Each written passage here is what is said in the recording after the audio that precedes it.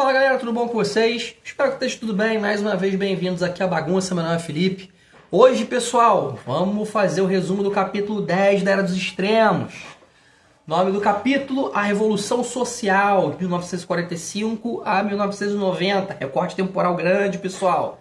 Se você caiu aqui de paraquedas e não está entendendo porra nenhuma, a parada aqui funciona da seguinte forma.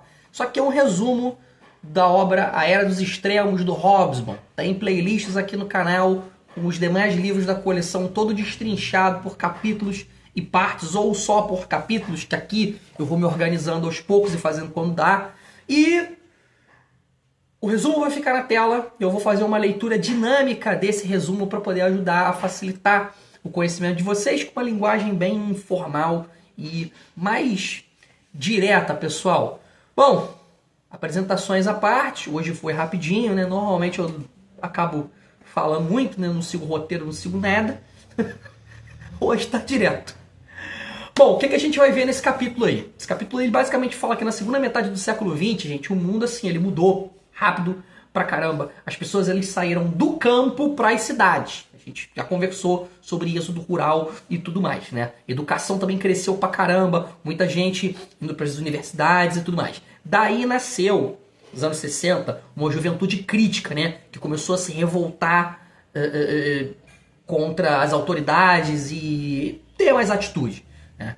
Bom, pulando um pouco o salto temporal, que o recorte é grande, né? Nas décadas de 80, de 90, classe operária, ela parecia estar sumindo, mas ela só parecia, só que na real ela só estava mudando de lugar. A classe operária estava saindo dos países ricos e indo para os países em desenvolvimento. As novas indústrias estavam usando mais tecnologia, isso acabou reduzindo mais emprego de quem tinha menos qualificação, galera. E também as mulheres elas passaram a trabalhar e estudar mais, né? E isso impulsionou movimentos feministas. Isso tudo aí a gente vai desmiuçar nesse capítulo. Te convido a ficar até o final, se você tiver paciência, sacou muita vontade de estudar. Se curtir, deixa aquele joinha, passa aí para quem tá estudando, passa para frente, que tá valendo aí a todo mundo sair com conhecimento mais aprimorado. Bom, pessoal, bora lá para a leitura, que é o mais importante.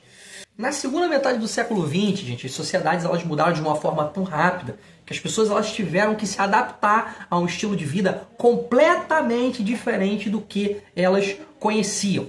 Os intelectuais do Ocidente eles tentaram entender essas mudanças e eles criaram palavras que começavam com pós para poder explicar esse novo mundo, né? Como, por exemplo, pós-industrial, pós-moderno e os pós por aí vai. Esses termos eles serviam para poder mostrar que algo essencial tinha mudado. Só que ninguém conseguia dizer exatamente o que tinha surgido no lugar do que foi deixado para trás.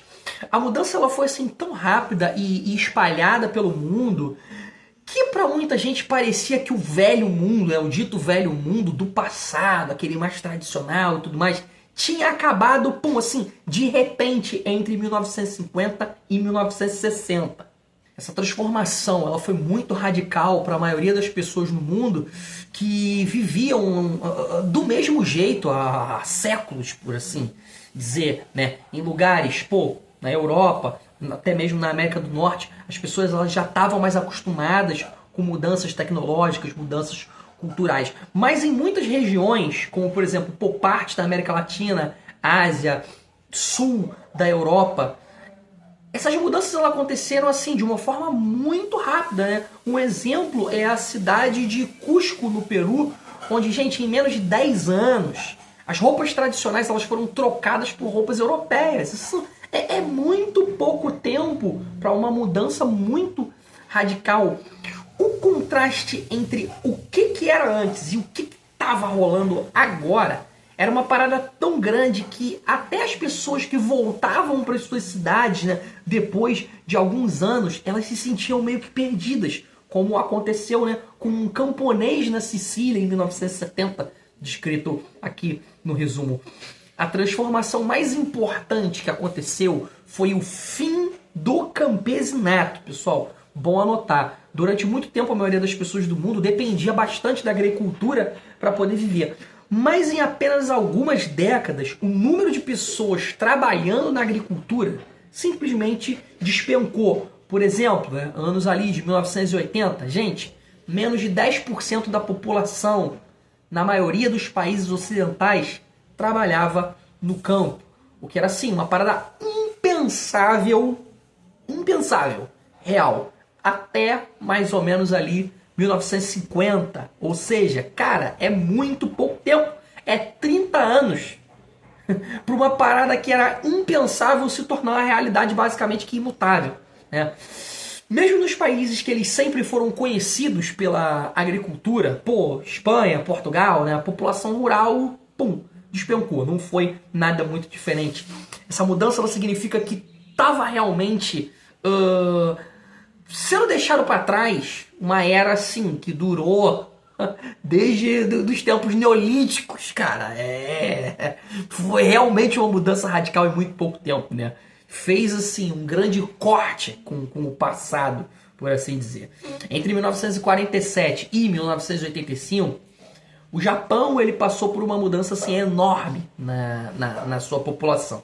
O número de camponeses, que antes era mais da metade da população, gente, caiu só para 9%. Absurdo.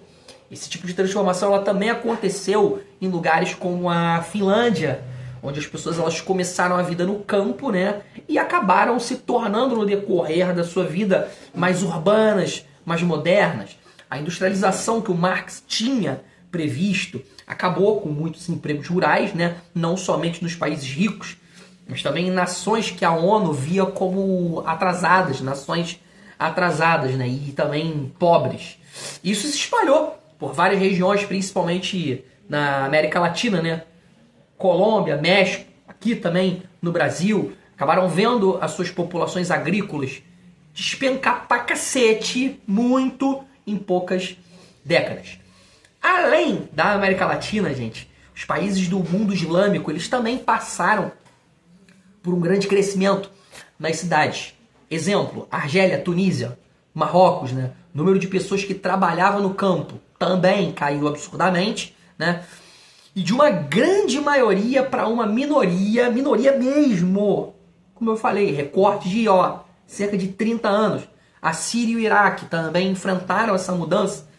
Reduziram a quantidade de agricultores pela metade. Ou até mais entre 1950 e 1980. Até mesmo os países da Europa que sempre tiveram muitas pessoas no campo, né? Romênia, Polônia, Bulgária, o número de trabalhadores rurais também diminuiu. Só que a Turquia, gente, foi diferente. Lá a maioria das pessoas ainda era do campo até os anos de 1980. Importante anotar, a Turquia foi o ponto diferente. Enquanto algumas partes do mundo, como por exemplo a África ali, subsaariana, o sul e o sudeste da Ásia, né, e também a China, ainda eram dominadas por sociedades que dependiam da agricultura, né? O mais de 90% da população do Nepal, cerca de 70% na Índia, em outros lugares assim, ainda vivendo no campo, as coisas, como eu falei, estavam mudando bastante, né? Mesmo nessas regiões, as pressões do crescimento econômico, elas começaram a diminuir a importância dos camponeses, gente. E essa aí é a ideia principal. Pressão no conhecimento econômico, industrialização, diminuição da importância do camponês. Essa é a ideia. Fixa logo isso, bota isso na mente, mentalize. Nos países vizinhos da Índia, Paquistão, Bangladesh, a quantidade de pessoas que vivia da agricultura estava caindo também bastante rápido, né? Lugares como Taiwan, Coreia do Sul, a maioria da população eram de agricultores também ali até 1960. A industrialização ela também fez com que esse cenário mudasse completamente, né? A vida no campo nesses países basicamente desapareceu. Na África, parecia que a cultura na África, ainda parecia que a agricultura ainda era a base da economia em algumas áreas, né? Só que na verdade isso acontecia porque muitos trabalhadores estavam migrando para as cidades e também para as minas. Esses trabalhadores eles mandavam dinheiro para casa, ajudando a manter a economia rural viva. Na segunda metade do século XX, muitos países eles viram assim um monte de gente sair do campo e ir para as cidades, né? Só que esse movimento, ele não foi só por conta do progresso agrícola, né? Nos países mais ricos, a produtividade agrícola aumentou pra caramba, porque começaram a se usar máquinas e novas tecnologias, gente. E isso fez com que precisasse de muito menos trabalhadores no campo. Por outro lado, nas regiões mais pobres, né? Exemplo, né, aqui na América Latina, algumas partes da Ásia, a agricultura ela ainda usava métodos antigos, né? Ela não adotava muitas inovações. E mesmo com a Revolução Verde, importante dar uma conferida, que trouxe algumas melhorias, essas áreas elas ainda enfrentavam dificuldades para o quê? Alimentar a sua população que estava crescendo, né? Isso levou a muitas pessoas a se mudar para as cidades em busca de melhores oportunidades. Tudo casa. População crescendo precisa de mais comida. Se você não implanta tecnologia, novos métodos de se produzir mais, você não consegue dar conta de alimentar a tua gente. Logo, a tua gente vai migrar para lugares onde se tem mais oportunidades. A migração das pessoas no campo para as cidades fez com que a urbanização ela explodisse, né? Em várias partes do mundo, especialmente Ásia e América Latina. Guarda, importante. Cidades, ó, Seul, Tirã, Cidade do México, elas cresceram assim, rápido pra caramba. As populações aumentaram assim várias e várias vezes em poucas décadas. Por outro lado, as cidades mais ricas, Nova York, Londres, as coisas mudaram, só que de um jeito diferente. Muitas pessoas começaram a sair das áreas centrais e se mudar para os subúrbios, pessoal. Fazendo assim, essas cidades diminuir um pouco a concentração e se espalhar, né? Já nas cidades chamadas terceiro mundo, a situação ela foi mais complicada. Elas continuaram a crescer, só que sem planejamento. E muitas pessoas elas acabaram morando em favelas, enfrentando viagens longas para trabalhar todos os dias. Enfim, todas as consequências de uma cidade sem planejamento. Quem vive no Rio sabe. A urbanização mudou muito as cidades ao redor do mundo. E isso criou diferenças assim legais entre o velho mundo, os países desenvolvidos, e o novo mundo, que eram os países em desenvolvimento. Nas cidades dos países mais ricos, tudo costuma ser bem organizado, né? Mais conectado, transporte funciona bem, trem, ônibus, né? Isso facilita o translado das pessoas. Por outro lado, nas cidades do terceiro mundo, a situação, gente, bem diferente, bem diferente. Muitas vezes essas cidades elas lidam assim com problemas de superlotação, onde muitas pessoas vivem em espaços pequenos, transporte bem bagunçado, né? Tem muitas áreas onde as pessoas vivem em condições precárias e tudo mais que muita gente por aí hoje, 2025, data da gravação desse vídeo, sabe como funciona. Bom, apesar dessas diferenças, tem algumas coisas que se parecem, gente. Por exemplo, em ambos os lugares as pessoas elas estão se mudando para os subúrbios, né, que são as áreas nos arredores da cidade, né, e estão criando comunidades independentes dentro das áreas urbanas, pessoal. Então, assim, mesmo com esses contrastes, ainda rola uma conexão entre os dois mundos. No final do século XX, as coisas mudaram bastante no mundo do trabalho também. A necessidade de emprego, né, que pediam no ensino médio, no superior, cresceu muito. Quase tanto quanto o desaparecimento dos camponeses, né, que antes eram uma parte vital da sociedade. A maioria dos países começou a se preocupar em garantir que as pessoas soubessem a ler e a escrever. Muitos conseguiram fazer grandes progressos para poder acabar com o analfabetismo, inclusive. Mas o que realmente chamou a atenção foi que no final da década de 80, os países como a França, a Alemanha, a Itália, né, também a Espanha, eles tiveram assim milhões de estudantes entrando nas universidades, cara. Isso era assim algo que não existia antes da Segunda Guerra Mundial. Não existia. A sociedade e a economia estavam mudando. As pessoas começaram a perceber que ter um diploma era importante pra caramba para se conseguir bons empregos. Nos últimos anos, o número de pessoas que estavam indo para as universidades cresceu pra caramba, acabei de falar. né? E alguns países se esforçando para poder melhorar a educação. Eles alcançaram, gente, mais de 2,5% da população total na educação superior. Os países socialistas, né? União Soviética, maior exemplo, eles tinham orgulho do que eles conquistaram em termos de educação. Mas a quantidade de estudantes, assim, não aumentou tanto. Principalmente durante a Revolução Cultural da China, né? Quando a educação superior, ela quase que desapareceu. Por outro lado, os países do Ocidente e algumas nações que também estavam em desenvolvimento, o Equador e também as Filipinas, bons exemplos, eles viram assim um grande aumento no número de alunos das universidades, né? Isso mostrou que os estudantes estavam se tornando uma força importante na sociedade e também, pessoal, na política.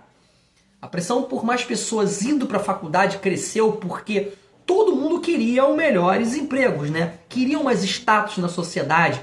Muitos jovens eles achavam que ter um diploma universitário ia ajudar a subir na vida e ter um lugar melhor na sociedade em poucos anos. Era considerado assim, entre aspas, o caminho rápido, o caminho fácil. E para acompanhar isso, os governos começaram a abrir mais faculdades. Com o apoio do governo e algumas ajudas financeiras particulares, muitas famílias que não tinham assim muito dinheiro conseguiram pagar a educação dos seus filhos. Assim, pessoal, a faculdade ela virou assim um símbolo de liberdade e progresso. Importante anotar isso aí. Especialmente nos países que tinham acabado de se tornar independentes. Uma coisa conecta bastante com a outra. Isso mostrava que eles queriam se desenvolver e melhorar a vida da sua própria população.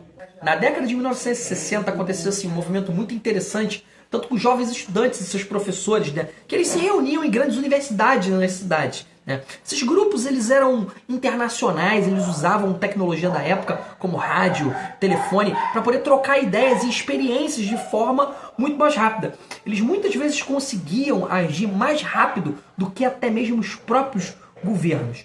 Muita gente estava insatisfeita com a política e também com a sociedade, né? Especialmente nos países onde tinham assim, governos mais autoritários. Os estudantes eles desempenharam assim, um papel fundamental, galera, em organizar protestos, né? Também mobilizações. E o auge desse movimento foi em 1968, quando os estudantes em várias partes do mundo, eles influenciados por revoltas como a Revolta de Maio em Paris, importante dar uma olhada mais a fundo, eles se levantaram contra os sistemas opressivos e esse momento marcou o fim assim, de uma era de estabilidade política em muitos países. Gente, é muito legal olhar mais a fundo sobre esses detalhes, né? Aqui é um resumo, então eu dou uma palhinha para vocês.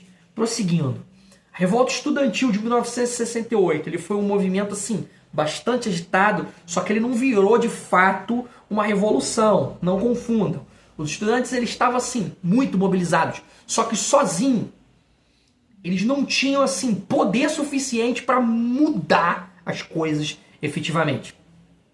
Eles acabaram servindo, né, como uma espécie de empurrão para os movimentos maiores, né, como, por exemplo, as greves dos trabalhadores na França e também na Itália. Só que, na real, os trabalhadores estavam mais ou menos felizes com o que tinham conquistado economicamente. Eles não estavam, assim, tão afim de fazer uma revolução, uma mudança mais radical e tudo mais. Assim, parecia que a mudança radical estava realmente longe de acontecer. Afinal, a principal força, que eram os trabalhadores, estavam ali meio mornos com a situação. Depois disso, nas décadas seguintes, os movimentos estudantis eles começaram a causar rebeliões mais sérias, né? Especialmente ali na década de 80, né? Só que, infelizmente, muitas vezes eles enfrentaram uma resposta violenta das autoridades. Né? Isso aí é basicamente certo de acontecer. Um ponto interessante é que muitos movimentos estudantis eles escolheram se identificar com a esquerda radical, pessoal. Esses grupos assim, eles eram formados em grande parte por jovens, né, e também mulheres que estavam em uma fase de transição na vida. E por isso assim, eles eram mais abertos a ideias revolucionárias, né? A cultura jovem que buscava por identidade e mudança também ajudou a fortalecer bastante essa conexão. Nos países da América Latina, essa militância estudantil, ela era vista assim, até de uma forma positiva, muitas vezes ligadas à esperança de conseguir empregos melhores no setor público e tudo mais, né? Essa situação, ela mostra que a radicalização entre os estudantes, ela estava muito relacionada com o desejo de mudança social, né? E as oportunidades que podiam surgir dessas lutas. Os estudantes, eles acreditavam que se engajar poderia realmente ajudar a criar um futuro melhor. Antes da Segunda Guerra Mundial, pessoal, a maioria das pessoas, especialmente os jovens, costumava ser apolítica ou tendia assim, a ser mais conservadora. Só que agora, né, o que estava rolando era uma nova onda de jovens radicalizando à esquerda, especialmente nos países mais ricos, gente. Isso que foi assustador na época. Isso mostrou que eles estavam assim mais descontentes com a situação do mundo do que antes, né? Essa frustração estava ganhando mais visibilidade nas ruas, né? Os jovens dos países mais ricos eles ainda queriam se formar e conquistar os seus diplomas, né? Especialmente os que foram assim da primeira geração, que a família incentivava a ir para a faculdade e tudo mais. Só que essa galera, ela estava mais inclinada a sair para a rua para protestar e para manifestar. Eles queriam o diploma deles, sim. Só que o interesse principal deles era sair para a rua para protestar e manifestar, justamente por conta da insatisfação com as condições políticas da época. E como eu acabei de falar, o mais assustador é que o foco disso tudo foi nos países mais ricos.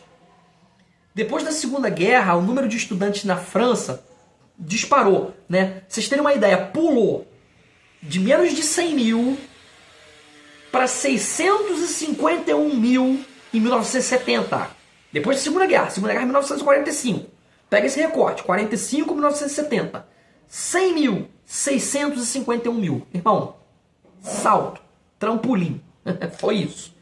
E isso que pegou as universidades de surpresa, né? Já que elas não estavam preparadas para poder acolher tantos estudantes. Antes, estudar numa universidade era uma parada para poucos, né? Mas com mais jovens tendo acesso ao ensino superior, essa exclusividade ela acabou indo de ralo, ela foi embora. E isso acabou gerando um certo ressentimento contra as autoridades acadêmicas, já que muitos alunos eles se sentiam assim, como se as suas vozes elas simplesmente não estivessem sendo ouvidas, gente. Esse descontentamento não ficou assim só nas universidades, ele se espalhou por uma rejeição maior em qualquer tipo de autoridade. Assim, muitos estudantes eles começaram a se identificar mais com as ideias de esquerda e se mobilizar politicamente, né?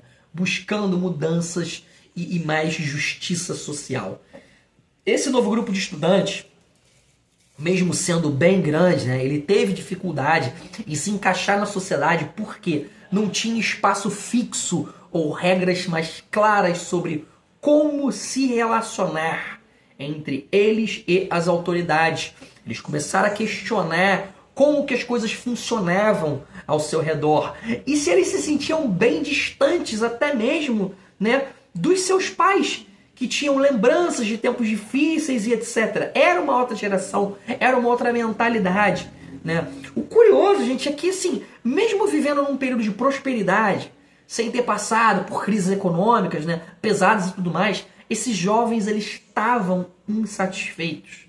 Essa insatisfação levou assim a movimentos radicais, né, onde eles começaram a lutar por salários melhores, condições de trabalho melhor e tudo mais. Mostrou que assim, mesmo quem não estava passando por dificuldades financeiras grandes como a geração dos pais deles, ainda podia querer mais e também exigir mudanças mais radicais na sociedade. Eles mostraram que não é só a galera que passou aperto que queria exigir essas mudanças.